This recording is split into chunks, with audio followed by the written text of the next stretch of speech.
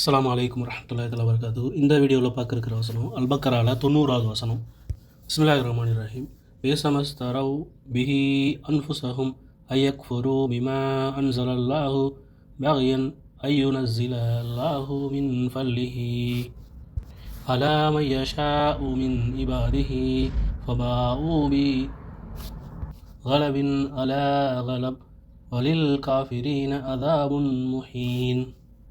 தன் அடியார்களில் தான் நாடியவர்கள் மீது தன் அருட்கொடையை அல்லாஹ் அருளியதற்கு பொறாமைப்பட்டு அல்லாஹ் அருளியதையே நிராகரித்து தங்கள் ஆன்மாக்களை விற்று அவர்கள் பெற்றுக்கொண்டது மிகவும் கெட்டதாகும்.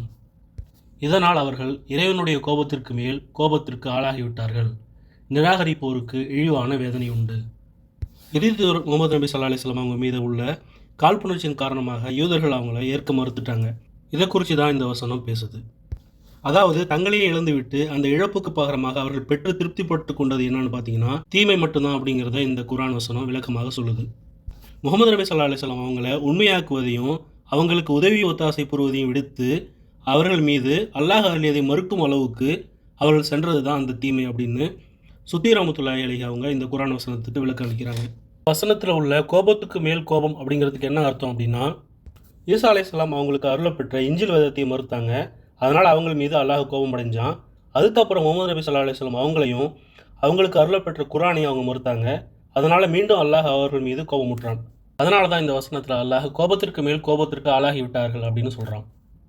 இந்த விளக்கத்தை அபுல் ஆலியா ரஹ்மத்துல்லாஹி அலைஹி அவங்க சொல்கிறாங்க.